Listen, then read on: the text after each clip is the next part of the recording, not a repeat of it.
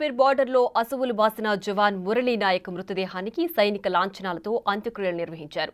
సత్యసాయి జిల్లా కళ్లి తండాలో మురళీ నాయక్కు అశ్రునయనాల మధ్య కన్నీటి వీడ్కోలు పలికారు. అంతిమ యాత్రలో పాల్గొనేందుకు భారీగా జనం తరలివచ్చారు.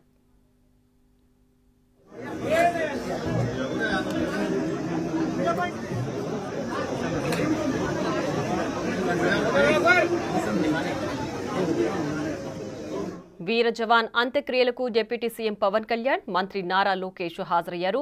మురళీ నాయక్ కుటుంబానికి రాష్ట్ర ప్రభుత్వం తరపున 50 లక్షల రూపాయల పరిహారంతో పాటు 5 ఎకరాల పొలం, ఇళ్లు నిర్మించుకునేందుకు 300 గజాల ఇంటి స్థలం, మురళీ నాయక్ తండ్రికి ప్రభుత్వ ఉద్యోగం రాష్ట్ర ప్రభుత్వం తరపునిస్తామని ప్రకటించారు.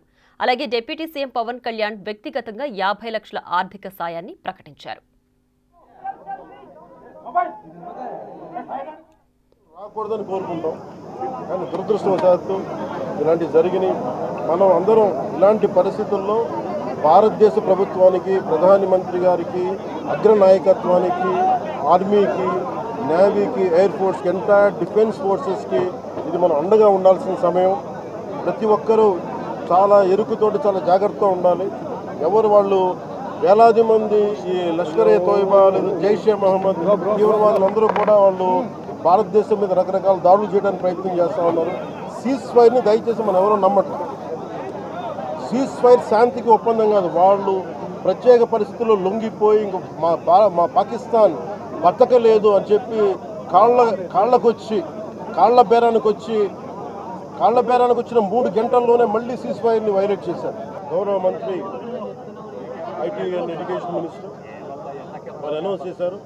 గౌరవ ముఖ్యమంత్రి చంద్రబాబు గారి తరఫున, అలాగే నరేంద్ర మోదీ గారి తరఫున ఇక్కడికి మంత్రివర్గం అందరం ఉన్నాం. ఇక్కడ అందరం కూర్చొని మేము ముగ్గురు కూర్చొని ఇందాక గౌరవ ముఖ్యమంత్రి గారి సూచనల మేరకు ఇందాక సోదరులు మన లోకేష్ గారు చెప్పినట్టుగా 50 లక్షలు ఎక్స్గ్రేషియాని ప్రకటిస్తూ ఉన్నారు.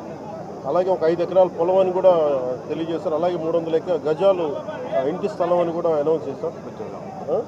అలాగే ప్రభుత్వంలో వాళ్ళకి ఎవరికైనా సరే వాళ్ళ నాన్నగారికి కానీ ఎవరికి కానీ ప్రభుత్వ ఉద్యోగం కూడా ఖచ్చితంగా ఇవ్వాలనేది క్యాబినెట్లో ముందు పెట్టి దాని నిర్ణయం తీసుకుంటాం. ఇవన్నీ కాకుండా నేను అదనంగా వ్యక్తిగతంగా నేను కూర్చోబెట్టి ట్రస్ట్ ద్వారా ఒక 25 లక్షల రూపాయలు మరి కుటుంబానికి నా వ్యక్తిగతంగా నేను సాయం చేస్తాను. గౌరవం